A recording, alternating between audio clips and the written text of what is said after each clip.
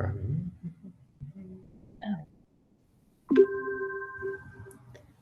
right, welcome everybody. Happy afternoon. Today we are here to be talking about 3-5 best practices when it comes to this online learning stuff, especially with Seesaw and Google. You know, yesterday we talked about just kind of general best practices of creating relationships, making clear expectations for students, and organizing it in a predictable way. Feedback. There we go. We also talked about trying to stay in alignment with your team and trying to do the same things, and offering a variety of learning opportunities, creation opportunities, assessment opportunities for students. So those best practices will be the same regardless of if we are in person or if we are online. They're also the same whether we are, regardless of the tools that we're using. We still need to be using the tools to be creating relationships, consistent expectations, staying in alignment with our team, and creating a variety of experiences for our students. Like all that is a good practice. So today we're going to take a little bit deeper look into Seesaw and Google and how to use them in the best way possible. We will be recording this so you can watch it later on losdlogic.org. I will also be posting the links to the slides, and I will be posting a link to a summary resource document that will have a summary of all the stuff we talked about, plus links to little videos for you to dive deeper in and see how to do some of this stuff, so that you can go back and refresh your skills on that as well. So with that being said, let's dive into this. Next slide, please. So 3-5 teachers. I was a 5th grade teacher myself, and it is this really interesting in-between time where you're starting to get more advanced assignments. You're starting to do more with writing and communicating, and but the kids aren't like using like full-on like email, and they aren't in that professional mode of checking email and calendars and all that stuff. It's a really interesting time, 3rd through 5th. So a lot of the confusion when we went into this mode was, oh no, I was using Google Classroom and now I have this Seesaw thing, or I was using Seesaw, but I'm not quite happy with how it's working with activity posting, and I want to use Google Classroom, but how do I use both? And it gets really confusing, and some people were like doing this like, well, Seesaw versus Google Classroom thing. So let's stack them up. Let's take a look at it. Next slide. So Seesaw, what is it good for? It is really good at K-5 digital portfolios and family communication. That is what it is really, really good for. And being in a classroom, it solves the problem of how do I communicate with families on a regular basis. It also solves the problem of how do we create digital portfolios that go from year to year and follow the student through their whole K-5 progression. Like, that is incredibly powerful when we talk about collecting data for students or telling a story about student growth, about keeping, it's incredibly powerful for keeping families in the loop. A lot of times families find that they feel more connected to classrooms when you're using Seesaw, because they're seeing pictures from the classroom. They're seeing work samples immediately rather than having to wait until conferences to see student work. So it's an incredibly powerful tool. Not to mention that in our quick turnaround, we were able to access a huge activity library, tons of pre-made lessons. There are integrated video tools and voice comments right in the system so that you can create those relationships with students. There's a lot of really good things about Seesaw. The weaknesses, though, is that when you're sending out activities, there's no good way to organize those activities by date or by week, or it's just kind of like a long feed. So it's a little unwieldy for students to check it out. Also, while families can see the work that students have completed, there was no upfront family activity feed to see what was coming up, right? Also, some teachers wanted to give feedback, like on a Google Doc, you want to highlight a sentence and give some feedback on just one sentence of the writing. Well, in Seesaw, you kind of had to like figure out different ways to do that. It's not quite as easy as just like highlighting and putting in a Google Doc comment. And it was a little bit difficult for teachers to share collections. So those were some of the problems we were having with Seesaw. Let's switch over to Google. So Google Classroom excels at paperless classroom productivity, especially around Google tools. It's super Google friendly. If you're trying to send out Google Docs and have kids write on them, it's the best thing you can be doing. Google Slides, creating templates, sending it out, it's great. It has a new feature of rubric grading, so you can create a rubric and do one-click grading and feedback for your Google Classroom assignments.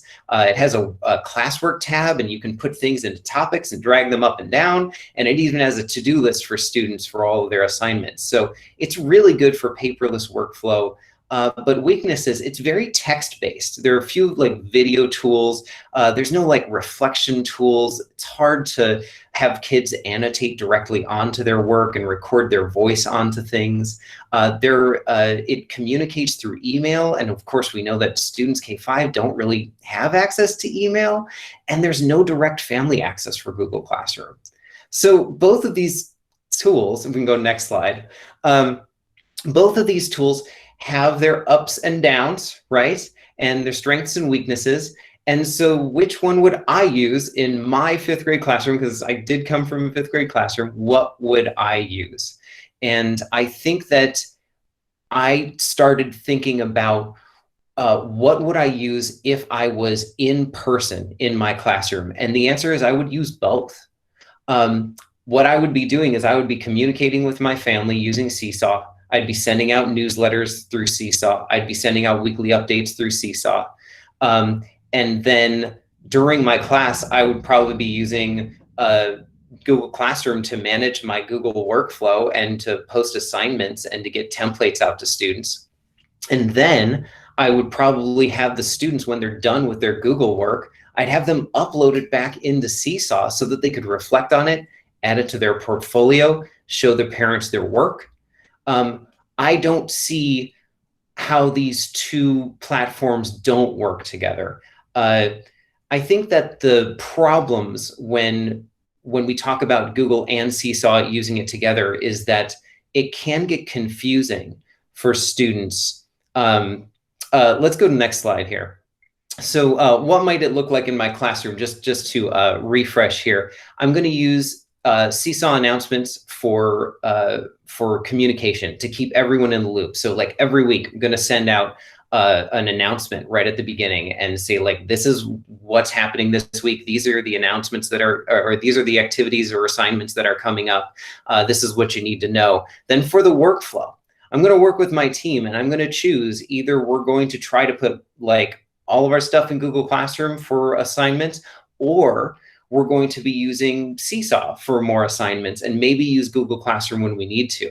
And I think this really depends on what grade level you're at and what tools your kids are already comfortable with. If I'm in fifth grade, I'm probably going to lean a little bit more towards Google Classroom. If I'm in third grade, I'm probably going to lean more towards Seesaw and then send kids to Google Classroom for Google assignments now and then. There's no right way to do this, but I think what's important is that you work with your team and keep it consistent. And then afterwards, for reflection, I'm going to have students just go to Seesaw and they click the upload button. It opens up their Google Drive and they just throw their Google work right into Seesaw and they talk about their work and they share it with their families. I think that that's a very powerful workflow and combination. But the danger in using both tools is that it can get confusing. So next slide. Ashley, you've been doing a great job anticipating my... But how do we reduce confusion? And I want to kind of open this up to people who've been using both of it. We have some panelists from yesterday, and I know that they've been using stuff. I know Samantha, you're in here, and Katie, you're in here. Kelly, you're in here.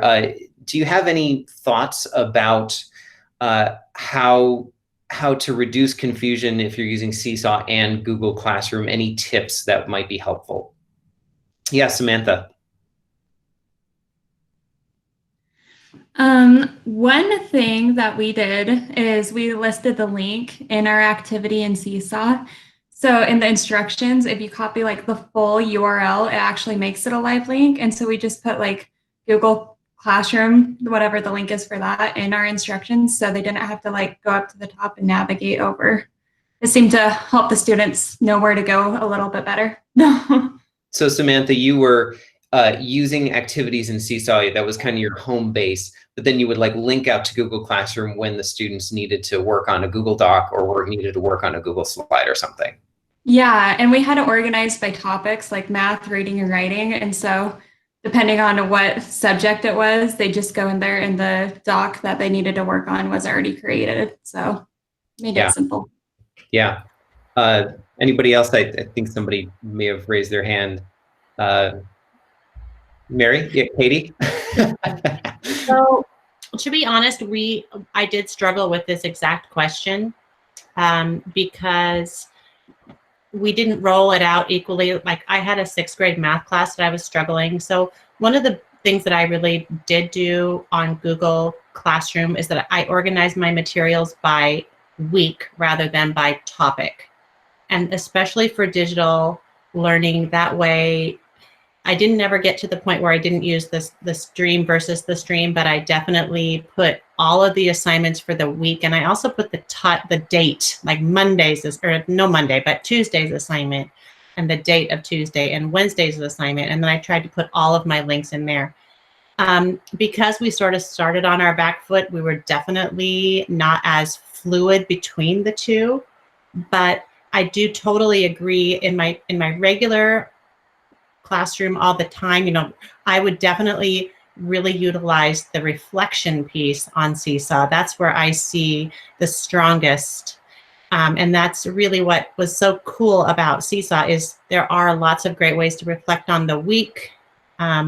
We could link things to not just to Google Classroom, but you could also link things, you know, to Flipgrid for our reflection and find different ways. And Padlet, some of our best reflections started with different tools, you know, and then were just posted up so families could see the final draft. And the other piece I really like about Seesaw is I didn't want to save all of my, obviously all my student journals are now archived, but I have created, and it really is the simplest thing to create a little blog and save some of my favorite activities to share out with everybody. So like the highlights of the projects or things that kids are willing to share with all on the blog. Katie, we'll talk about blog later, and I'd love you to elaborate on that when we get to that for the Seesaw section too. But yes, yeah, I think it's amazing. I think the reflection power of Seesaw is really important, and the kids just don't have that in Google Classroom. So. But we did struggle. I mean, Chris, it was really hard because we didn't necessarily always we didn't know what was best, and we wanted to do what was best for kids. And I mean, it's a big question, and I think it's not going to be easily answered. But the reflection piece is my favorite. Yeah. Alex, you had your hand raised? Yeah, we had our students start each morning in Seesaw, and that's where we would do like our little announcement video. And then they knew to go to Google Classroom from there. And we had a topic for each day with the date. And then all of their to-dos were listed under it. Rather than like by subject, we had everything by the day. And we really liked the organization of Google Classroom, even though that they then had to then go say, oh, here's all my math links for today, but now I'm going to go back to Seesaw. We liked being able to organize it by the day in Google Classroom. That's fantastic. And then they could do their writing in there and then still publish it to Seesaw. Yes, yes. I think that once you get your head around it and you can communicate this expectation to students, and that you can keep a consistent pattern of this is where we're going to start our day by this video in Seesaw, because it's a really easy way to do video and see video and communicate together. And then you know to go to Google Classroom to find some assignments and work there. And then you know that when you're done with it, you're going to be uploading it to your portfolio. I think it's, you know, just as long as you get consistent, kids can learn how to do that, but you need to be very explicit, and you need to have that that framework in your head about how the class is running. Yes, Kelly. I just wanted to, something that Alex said made me think about, a lot of our students preferred to, like if it was a Seesaw assignment, some of them would type it on their Google Docs and then share it on Seesaw just like that.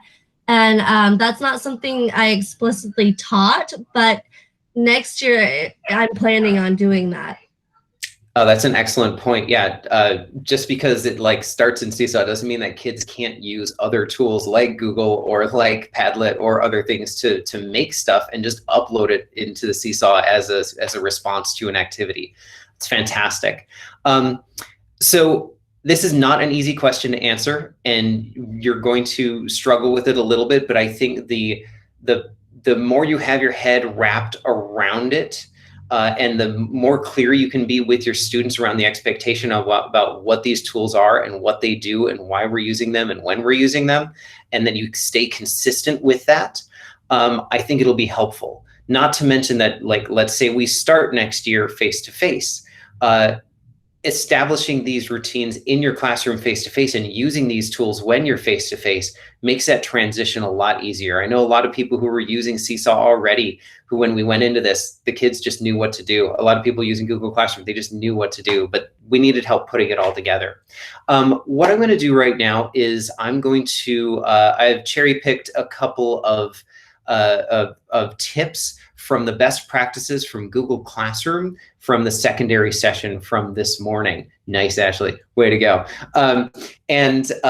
What we're gonna do is I have 5 big tips that I'd like to share with you. One of them, oh, Katie already spoiled it, but let's move on. So my first tip for Google Classroom is using classwork, not the stream. If you are going to be using Google Classroom with your students, sometimes teachers just think that they just post to the stream what they want their kids to do. We really encourage people to not use the stream to post assignments. The stream in Classroom would be for like announcements saying hi, just quick little reminders. But we want you to use the classwork tab and to create assignments with due dates. To simplify your stream, you can go into your classroom settings under General, and you can switch classwork on the stream. You can switch that to hide notification, which means that all classwork will not be found in the stream. All classwork is going to be found in the classwork tab. So just really making sure to send students to that classwork tab. That's in settings. That's just an option if you wanted to. But the more you can put in the classwork tab, the better. All right, next tip. Organizing classwork. When you're in your classwork tab, you can create topics. And this was the point that Katie was making, like organizing your topics by week. And Alex was even saying by day, creating a topic for the day and saying like, hey, here is the stuff we're working on today. And then you can drag those topics around up or down to organize them. You can even create a topic. I like this idea to create a topic for all your general classroom activities, like a syllabus or links that are always useful to your kids, and just drag that topic up to the top and be like general classroom resources. Here we go. It's in this topic that's always at the top of your classwork page. And then underneath that, everything is organized by week or by day if you want to, but don't just be like unit 1, because that's going to be confusing for kids, I think. Next thing is to use due dates so that they can show up in the to-do list on the assignments. If you just click the due date, even if it's an ungraded assignment, yeah, we can go next. Even if it's an ungraded assignment, if you put a due date on it and you put it as an assignment, it's going to show up in the student's to-do list. So if they click the 3 bars up there in the upper left in Google Classroom, they're going to see a to-do list, and that will show them all of the assignments that they need to do, the ones that they've done, or the ones that they need to do, the ones that are coming up, the ones that are late. So just a quick tip there, like put it in the classwork tab and then tell your kids about the to-do list. It'll help them organize their time and what they have to do. Let's go next. The newest feature this year was rubrics, and when you are creating an assignment, down in the lower right of the assignment creator, there is an add rubric, and what you can do is create rubric, and you can create different what is it, categories that they have, and you can be like 1, 2, 3, 4, and just like your standard rubric, have that, and then you create the next category and the next category, and you put your rubric on there. Now the nice thing is that when you go into the assignment and look at all the assignments that the students have turned in Google Classroom, your rubric pops up on the right hand side of the screen, and you can just click 3, 4, 3, 2, and then you can give a private comment, and then that's it. Your feedback is done. So really check out the rubrics. On the resource doc that I'll be sharing with you, there will be a little video on how to use rubrics as well. Let's go next one. And this is the other one. I know that we all have staff iPads. If you download the Classroom app for your iPad, you can actually upload stuff very easily to your Google Classroom. So what you could do is just, take a picture of something and just like upload it right to Classroom instead of having to like send it to your computer and then upload it. So you can just like directly put stuff in from your iPad using the Google Classroom app. And the other great benefit of using the app is that you can use your Apple Pencil to write directly onto student assignments. And then what it'll do is it'll send them back as a PDF so that the students can take a look at your feedback. So that might save you some typing as well. But just to let you know that you have that option, and it's a pretty easy thing to do. So explore the Classroom iPad app if you're going to do it. There we go. There's my 5 tips. Again, yeah, I think I think that Google Classroom is an incredible tool. I think that you can use it in conjunction with Seesaw, and I think that as long as you're clear about those expectations, they can work together very well. I'm going to hand it over here to Ashley, who's going to start talking about Seesaw and some of the best practices, and don't mind if I keep hopping in and keep adding to it. Stacy, is there a question? Well, there wasn't a question, but there was one thing that unless I spaced out for a second, but the Google Classroom now has an originality report that just popped up, and that was really awesome. So I used that. I had them upload their animal research project at the very end of this year through Google Classroom, and I used the rubric, and then the originality report would flag either paragraphs or sentences and different places where on the web maybe they would have found them, so where it might not be their own original thinking, which is a really useful thing for me to see. Yes, as a teacher. The originality reports, we haven't been publicizing those too much because it is an extra feature that I think is a paid feature. It's like a premium feature that I don't think that we're subscribing to. And you get, I believe it's 3 assignments that you can use the originality feature on for free, and I think it's per year. So just be wise as you're using them. Like, definitely know that you can use them, but if you hit a limit, don't be surprised. Thanks, Stacy. All right, so switching over here to Seesaw. So knowing just kind of what Seesaw is good for and what it was meant for, it is meant for student portfolios and a way to communicate with families. So it wasn't meant for an at-home learning, but I think we kind of jumped in and making it work for that. I had been using it the last few years as a 3rd grade teacher, and then now as an innovation facilitator. Love the communication piece with families, especially when we're in the classroom, to know what they're working on, not waiting for a crumpled worksheet to come home in their backpack or till conferences. So it's a great way for students to show off their work and communicate with families. Kind of on that note too, but I want to keep going before I mention it, or before I keep going. I always thought that at first, like Seesaw, when I had students post, it had to be this finished, published, like perfect piece of work. But then I realized like that's not what Seesaw is. This is what they're doing every day. So it doesn't need to be this like final piece of work. And I think we're finding that over the last little bit of home learning, that giving them the opportunity to edit it if they need to. Otherwise, that's the work that they're turning in. Something to think about for this summer and for PD is that right now classes have been archived. If you have not yet set up a test class or a demo class to use this week or in the summer, go ahead and go to seesaw.me and then say create class, and then create a test class or a demo class for you to use this summer. You will not have access to anything in your activity library unless you're connected with a class. So you need to make sure that you do that if you want to be looking at your activities and trying out different things. Just make sure you're not adding students. You can always try it, like assign it and then try it out as a sample student. And just a quick note about summer. Some teachers had tried to put out an announcement for like to families being like, hey, here are some summer resources. And then the classes got archived on the back end. And some of those families haven't been able to get those resources. We got bad intel from Seesaw on how archiving classes would work and if announcements would be around. So don't be surprised if you sent something home. You might want to send it out again in just a regular old-fashioned email just to be like, hey, here's some resources for the summer. Sorry about that inconvenience. We just didn't have the right information. So just to let you know that it's there. And if there was something in your class that you really needed, we can unarchive that, contact your innovation facilitator, and they can help you out with that. It's pretty easy to do. Okay, that's it. Yeah, thank you. Okay, so kind of going, thinking about when you're wanting to share with students, there's 3 main ways to do that. You could post to the child's journal, you could send an announcement, or you could post it as an activity.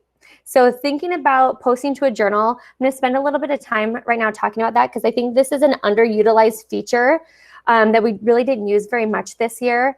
Or just kind of not knowing it. We kind of thought of posting to the journal as a way that students posted their work to us and then that, you know, went to families. But us posting to a journal is a way for us to communicate directly with the student. And then announcements, if you do not need students to respond, sending that announcement. And then activities, as we're all familiar, requires or asks for that student to add a response.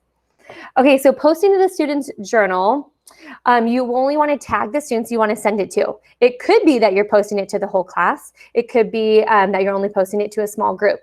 Some examples of this would be a video message for feedback. It's been really cool to see how teachers have taken the time to send a video message to a student about an activity that they submitted, or almost like a mini lesson, or giving them feedback. It could be a link to a small group Google Meet. So if you're only meeting with 5 students, you could send that as a post to their journal. Teachers can view who has seen the post, whether it's students or families. You'll be able to see the seen by and see who has seen the post. And just to note that you cannot schedule these posts in advance. Another thing to think about is a way for students to contact the teacher. Since students don't have the inbox, or they have the inbox, but they can't message a teacher directly, a private way to message would be by posting to, them posting to the student's journal, to their own journal. So they could either do it as a video or a note, drawing, whatever it is, and say, hi, Mrs. Spear, I need more help with this. Can you send me more information on this? And then post it, and then that'll show up in your activity feed. This was something that had come up a lot of students not being able to, without having email opened up for elementary. This is a great way to do it. It's just through the journal feed. Also, go ahead. I think that a lot of that confusion around how do we communicate with Seesaw is just about like using the right type of post at the right time, like Ashley was saying. And we sometimes think about Seesaw and those journal posts as being just portfolio items, but we forget that we can also use a journal post to communicate with students, and to know that when we're communicating with students through a journal post, that the families are going to be able to see that as well. So just something to keep in mind. Yeah. Okay, so then another way is announcements. So announcements can be sent either to your whole class of students. They can be sent to all your family members. They can be sent to all the students and all the family members, or you could have individual messages with select family members.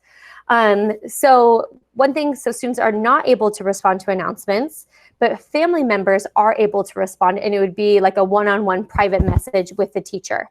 Families can only, though, message once they've received a message from you. So it will not show up in their inbox on the family site until it has like a message from Ashley Spear, and then they can message back an individual reply for that message. Some examples for announcements, a great way to send your daily or weekly calendar of activities. It could be like your morning message that you're sending out of, if you want to get fancy, it could have the calendar of activities with an embedded video of you, saying good morning and what your goal is for the day or the week. It could be your links to Zoom or Meets, any kind of videos or a reteaching lesson, class photos or videos that you want to share, but it do not require a student to respond, or you don't need a student to respond. You can also see who has viewed the announcements, whether that's students or family members, and also they cannot be scheduled in advance. So that's something to keep in mind too. We had a question come in on the chat about how do you send announcements to only a select group of families? If you go on your inbox and then you click family announcements, it'll have the list of all the family members connected. It would be a one-on-one message. So it wouldn't be like, you can't choose like 5 individuals to send a message to. It would be a one-to-one message. Does that answer that question? Yeah, so it's either individual or all families, right? Yes. Okay, great. And I think that I forgot what I was going to say. Announcements. That's what we were talking about. I think that announcements are a really important part of this ecosystem because families do not have direct access to Google Classroom. Students do not have access to email. So even if you were posting in Google Classroom, you would need to be using some kind of an announcement system to get the word out to your families about what is coming up and where things are going to be and what to expect. And also because Seesaw does not have an organized list of dates about, like what's coming up, it's really important to talk about your week. And I think that we forget that when we are live in class, we do a lot of talking about our week and we do a lot of explaining assignments, and we shouldn't stop that just because we're online, right? Like we should be using assignments to make sure that everyone is understanding what the week is going to be looking like. All right. And then when you're sending an announcement, you get those same 6 options that you do when you're going to be doing an activity. So you could do a video, you could upload something from Google, you could do a link to, if you have a larger video, or if you have slides that you publish to the web, you get all those same options in announcements like you would as you're attaching it in a activity. And Britta asks, can you attach more than just one thing? Can you attach like a video and a PDF? Oh, sorry. Okay, more than one thing. So it would be, at this time, it's just that one, you pick one of those 6 from the list, but you can get fancy and combine those. So if you have like a Google slide that you made and it has your checklist of all your activities for the day, then you can embed a video of yourself or a video of a lesson or whatever it is in that slide. So it could have links out, it could have a checklist of the different things they need to do and a video kind of within that. And with the new, I think that that's what we were going for. And I think with the new features that are going to be coming out, don't want to spoil it too much, but I think that that might improve that announcement tool as well. Okay, so moving on here to activities. So as you know, we have the activity library. You have one that's called My Library, your library, our school and district library that's shared, and then the community library. Whenever you see if out in the community or school or district library, remember to do that heart on the activity to save it to your library, and then you can copy and edit it to make it just right for you by adding your own voice instructions, or maybe you want to tweak some things to make it fit for your classroom. Reminder that activities can be scheduled in advance, which is a nice feature, and you can schedule that well in advance to know that those are scheduled and ready to go. You can share activities with colleagues in a bunch of different ways. If you press the 3 dots and say share activity, you could share it to the school and district activity library. You could email the link, or you could type in an email to email it directly to them, or copy the link for the activity and then have a shared document. It's been so cool to hear about teams having a shared kind of working document of what's coming up for the next week, where they're putting in the links to the different Seesaw activities. Then their teammates can click on them, edit, or save it, copy and edit it, and make a copy for themselves by putting their own voice things in it. And then you can even clean up that document. That's your shared team document. And then that can be in your announcement for the following week. When it comes to creating activities, we've been talking a little bit as a district on cleaning up the title of it to make it easier for people to find one, an activity that would work for them. If you've created an awesome activity and you want to share it out to the district library by including the subject and then title and then grade level it's for, and then your school, if you wanted to add that part to it. So that way, if somebody's doing third grade geometry, they can search third grade geometry and see all the different activities that have already been created for it, and then make that work for themselves, or make that work for them, their class. Also with activities, reminder to use the icons when you're writing the instructions. The short URL there, but it's just a code that you would type in to get those icons in the instructions. So like for add, it would just be the add : to get that code in there, getting the icons to help with instructions. And also adding your voice. Your kids love hearing your voice on the instructions. So putting your voice in there, adding it on there. And then, so these are those 6 options like you have with announcements. Same thing when you're adding multimedia instructions or examples. So when it comes to videos, if your video is under 5 minutes, you can add it directly in Seesaw. If it is longer than 5 minutes, but under 500 megabytes, then you can upload it from your Google Drive, save it in Google Drive, upload it from there. If it's even longer than that, then you'll want to change the share settings in Google and get the link. So change the share settings so anyone can view, and then put the link on there to add a video for your multimedia instructions or examples. The same 6 options are available when it comes to a template for student response. You can have up to 20 pages of a template in there for students to respond on. Automatically, it'll just be that this will come up if they press add response and they can choose. Or if you click on the drawing tool, the camera function is there. You'll be able to upload within the activity. So kind of drawing is the default in a way, because you can still do the camera and upload in there. Note is another option too. That'd just be like a lined paper in a way, where it would be all typing in there. So drawing gives you the most options. If you're asking students to do a video though, then they would do add response and video. But then that is soon changing, because new Seesaw features are coming later this month. One of the things to do is if you have some type of a template that you had on there, students will be able to add a video on it. As of right now, it is that if they click drawing, they can only do photo, voice, those kinds of things. But then it's changing that if they click drawing, they will be able to add a video on each page, up to those 20 pages on the canvas, on each of those pages, which is awesome. Another thing that is coming is to be able to have multiple links. So right now, a lot of people, if you're thinking of like a choice board that you've done where you have multiple links and you've made that either with Google Docs or Slides, you will now be able to make that, or you will be able to make that straight in Seesaw.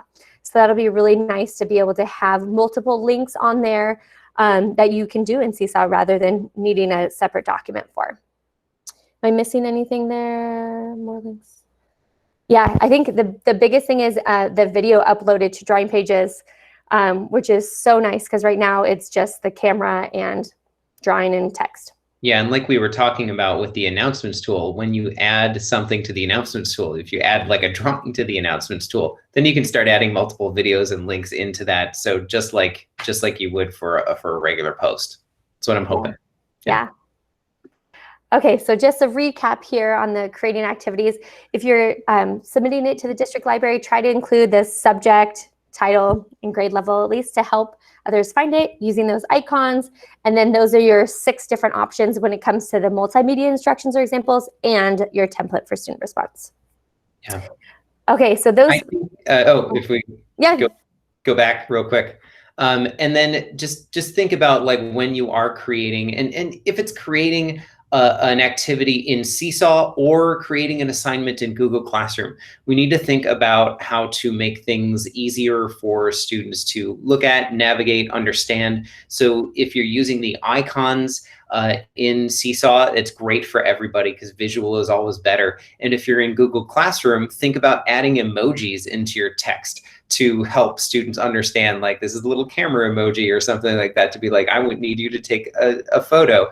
Adding voice instructions is always helpful. It's just, it takes, 30 seconds, and it would be super helpful for all kids. And if you're in Google Classroom and creating an activity, then always think about uploading a short video or something like that, or do a short video in Seesaw to explain the thing that you're asking them to do in Google Classroom. It's just universal design. We just want to make it good for everybody. And the more visual and more audio, more multimedia we can make it, the easier it is for students to understand. So kind of thinking about those 3 ways: posting the student's journal as like a way to communicate back and forth with the student. Announcements, this helps everybody. If you don't need students to respond, it's your morning message, unless you want them to respond on something. By sending it as an announcement, it cleans up your activity feed, less for you to approve. That's an option. And then activities, where you want those students to respond. Yeah, and I think that a lot of the big scary thing about Seesaw was the amount of posts that people had to be approving. But if we were a little bit more wise about which type of posts we were using when, we would have had less to approve all the time. So just rethink how you're using the 3 different ways to post. Yeah. All right, so now let's talk a little bit about staying organized. When you think about your activity library and all those activities you've created, ones that you've found from others that you're personalizing for your classroom, you want to think about collections. So collections are a way to keep your activity library kind of cleaned up. You can have up to 100 different collections. You can kind of think about how you might organize them, like a literacy, main idea and detail. Then you put in all the different activities that have to do with main idea and detail in this collection. Same thing for math. If you're working on geometry, you put in all your geometry ones right in this collection. And having up to 100, you can be pretty specific on what you want to call them to categorize them and keep yourself organized. Otherwise, when you go to your library where it says My Library, it's going to just be all over the place from the time or date that you put them in there, with your most recent ads at the top. And then it'll have, I think, 8 of them, and then any collection ones you have. And then at the bottom, it'll say activities not in a collection, like 87 or whatever it is. So if you can kind of, as you're going, kind of help keep yourself organized with your activity library, then you can always go back and be able to find it easier. Yeah, and I wish that we could share our activity collections. That would be really nice. We just don't have that ability right now. So using a shared Google Doc and sharing the activity with a link, like a lot of teams were talking about yesterday, would, that's probably the best way to go about sharing specific activities with other teachers. And Margaret, this was asked in the last class as well. Can you have collections within collections? No, you cannot. So be specific on how you're naming them then. So instead of just literacy, do literacy, cause and effect, or whatever it is. Yeah. Yeah. Okay, so that's for activity library. Now switching back and thinking about your activity feed, and when students are posting, a way to keep that part organized is with folders. So you could have a folder for each subject. Specialists could have folders within the homeroom. Specialists have their own specialist class and use folders within that too. Posts can be in more than one folder. So an idea or an example for this would be for fall conferences. Let's say you've already gone through and you've taught X, Y, and Z lessons, and you want students to pick out their 3 or 5 favorite things that they want to show their parents for fall conferences. They can go through their journal and find ones. They would press the 3 dots and say edit, people, folders, and things, and be able to find the fall conference folder and then say add it to that folder. And so then when it comes time for conferences, you would just go to that student's journal, go to fall conferences or fall conference folder, and then be able to pull those up. You can also add emojis to the titles of conferences to help kind of differentiate that as well if you want to. And I think that just to clarify, to organize the activity library, we're using collections. And to organize anything that was posted into the journal, we're using folders. And then I think the one other like kind of weird thing about folders is that it's not an actual location. It's more of a view or a filter of things. So like it will be in the main feed no matter what. But when you click on a folder, you're only going to see the posts in the main feed that are tagged with that folder. Yeah. Yep. Also, you can assign it when you, I'll go to this one. When you're assigning activities, you can say, you check the box and then say edit students, folders, and skills, and then add it to the folder then when you're assigning the activity. So whenever they add response to that activity, it will automatically go into the folder. But then also you can change the settings in your classroom where if they're adding something just from the plus add on the journal feed, then they are prompted to add it to a folder there too. So instead of like some things kind of getting lost within the ads from there, you can have them add it to a folder and say, hey, when you upload your picture of, or when you take a picture of your writing, make sure you add it to the opinion writing folder, or however you're doing it there. All right, another thing about activities. Sorry, Chris, were you going to say Oh yeah, something? it's just a lot quicker to assign it ahead of time rather than going back through your list and trying to assign each individual post into the folder. Huge time saver. Yeah. So archiving activities is a way to also to keep your activity feed cleaned up. You can kind of think about if you're at the point where you're ready to move on, or so then those activities are not in their activity feed anymore. So the default would be when students go to activities, it has the activities waiting for their response. And so any ones that they have not responded to will be there. They can also click class activity and class activities, and any of the active ones, whether they've responded to or not, are in that part of it. But if you are at the point where you're ready to move on, you don't need students to respond to this anymore, you can go through, press those three dots in the activity feed, and then say archive activity. If you have a weekly activity that repeats, so some teachers might have weekend news or a fact fluency that they're working on every week. If it's an activity that repeats, I recommend archiving it each week and then reposting the activity the next week. Otherwise, the students who they've already done it, unless they know they need to go find it in that old activities folder or touch that extra one, it will say respond again versus add a response if you're wanting them to respond another time. And this came up in our last class too, so I wanted to make sure to share this great idea that when you archive activities, you would archive it so that you keep your students' activity feed manageable, right? So there isn't just tons of activities in there. But when you archive it, then the students no longer have access to the activity. So if there was a student who needed extra time to finish something, if you archive the activity, that activity is gone. But you could reassign the activity individually to that student, take it off everyone else's feed, and then just reassign that activity to that specific student or to that specific group of students. And so it would only show up in their activity feed, which I just thought was a great idea and kind of finds a nice compromise between clearing up feeds and still allowing students to have extra time to do assignments. Yeah, definitely. Okay, so then when it comes to organizing ways to check unapproved posts, so as you know, you can go through just on the journal page. At the bottom, it says how many hundreds of unapproved posts, and then press review, and then go through and approve them that way. So that's just in chronological order. You could go to the activity itself and then click through and see and review them that way. Or you could review by folder. So if you have gone through and had the activity for writing for that day and you have them all in the writing folder, if you click review unapproved posts from the journal page and then click the folder icon and then click writing, if you want to go through, you have your grade book there and you're ready to like mark down how we're doing in writing, you could just go through and grade everybody's writing for that day. Or same thing, you could even be more specific and say it was called sequence of events. All the activities that you've done for sequence of events that are in this folder, they've already been in the folder.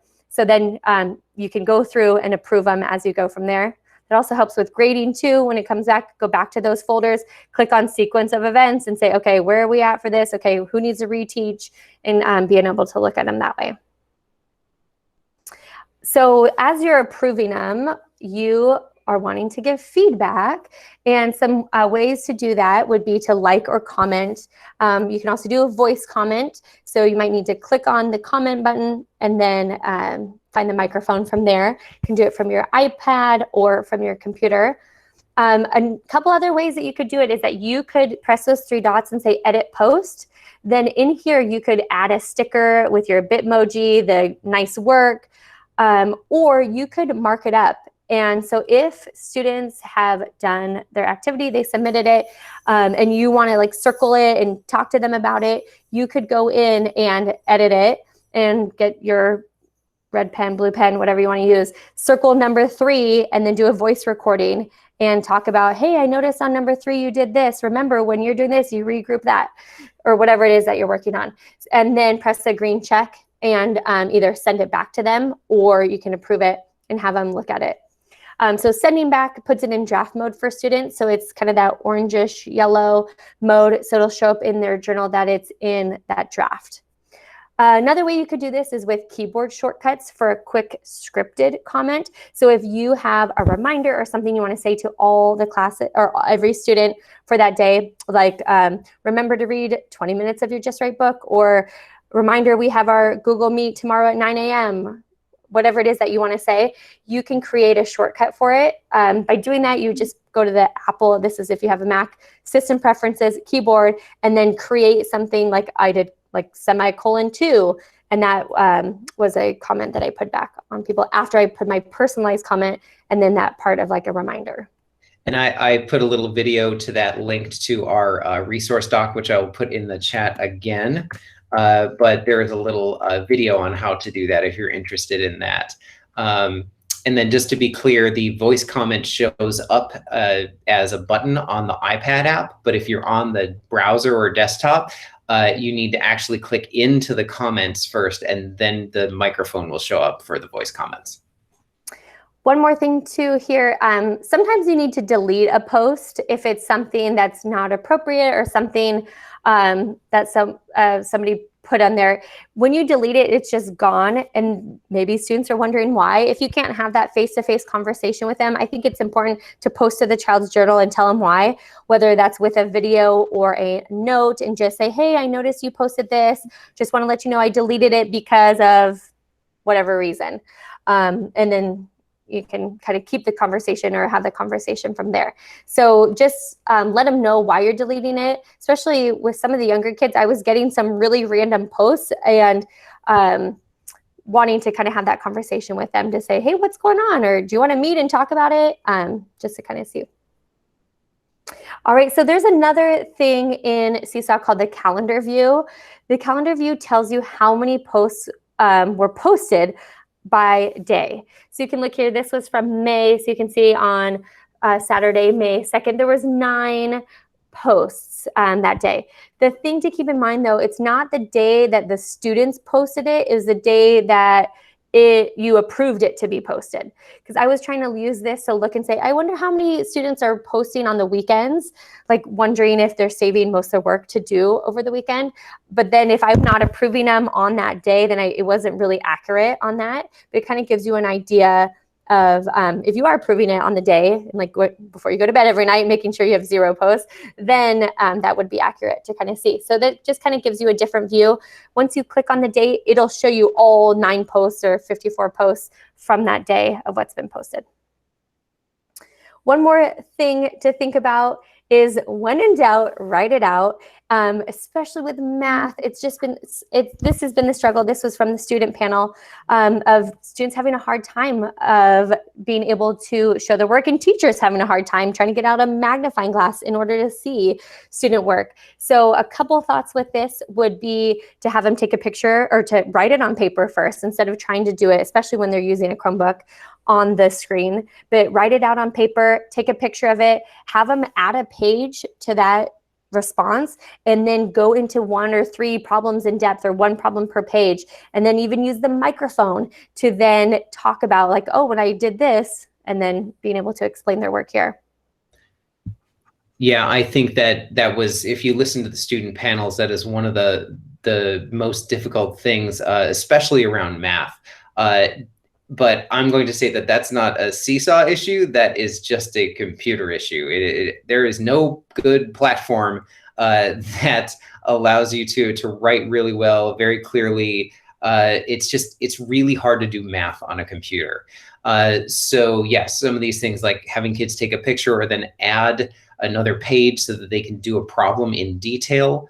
Also, the recorded voice just helping you understand what you're looking at, anything that you can do to help. Also, it's okay to send back a picture and say, hey, this picture, could you try again and get a little bit better picture this time? Or I need to see this part of your work. It's okay to ask for students to do that. It's pretty easy for them to redo.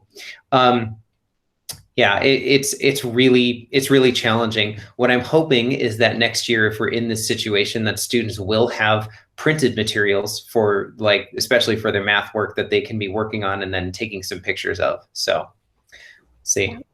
There were a couple of more questions in the chat. Josh had asked, will activities we shared in the district library stay there? Yes, all of those activities are in there. They are staying there. We are growing that collection. You do not need to go back and reorganize and rename all of the stuff that you've put in there. It is not a requirement. It's just going forward. If you want to, it helps make things easier to find. But great question, Josh. Let's see here. Will there be, in the next version of Seesaw, will there be a schedule? Can you schedule announcements in advance? I don't think so. I haven't heard anything of that yet. Katie, I don't know if you want to take a minute and tell us a little bit more about your experience with the blog, because some people were wondering about that blog feature and what does that mean? And so the blog for me, it was a super simple, I was just messing around one day, actually last year, and started clicking on how do you set up a blog. And the program itself, Seesaw itself, will make a URL, and you just have to put in photos. You can put in photos of your class if you want to. And then as you approve posts, what I used it for is just a little bit of a portfolio of the year for myself, so I could remember what I had done. Because I don't know about you guys, there's so much information. I can't even remember what I did yesterday, let alone, you know, what I did in September. So when I was approving posts, I would make sure that when I was in person with kids that it was okay, they wanted it to be approved to the blog. But when I saved it to the blog, it went out to everybody. And so that kids could see what other kids were doing and families could see. So I could highlight some of the art projects from Art Lit, or I could highlight some of the writing projects or the science drawings or sketchnoting that I really wanted to save in my little hip pocket, but didn't want to take a copy of it and put it in my file. So that blog ended up being just a little time capsule of our year. And so sometimes kids then would want to approve it. They would want to send their stuff to the blog because they were really proud of their work. So I would have to kind of discuss it. You know, I'm glad you want to share that. And sometimes I would let them do that. But then sometimes I would even blog out photos from the class, like our field trip photos or things that I wanted to communicate. And it kind of just acted as a diary. But literally, it was just as simple as clicking there's like a little global icon that when you're approving documents, you might see that. But it'll just take you a minute or two to set up a blog. And then throughout the year, you can save some of the best things and post them up to your ready-made blog, which is yeah. So thanks for sharing that, Katie. That's awesome. So a little bit about the blog, if you want a little bit more background to it. So it's automatically disabled in your settings right now. So if you're interested in doing it, you would go to your wrench. It's either your wrench or the gear, and then enable the blog. And then how it shows up will be one of those icons across. So how you have like your journal, activities, inbox, blog will be one of those that come up there. Mm-hmm. And so you would have to enable it. And then a couple of things to keep in mind about the blog. It is public on the web. You can make it password protected though. So you can choose who you give that password to. You can enable or disenable comments. So either families could comment, students could comment, or you could say that you don't want comments. But any posts or any comments would need to be teacher approved, just like how they are in your journal page. So you kind of have to manage that. And like how Katie was saying, it's another piece to manage. So you kind of have to like just how you would in your classroom, like talk it out and kind of tell them how you would do it. I do think the blog is awesome for building classroom community.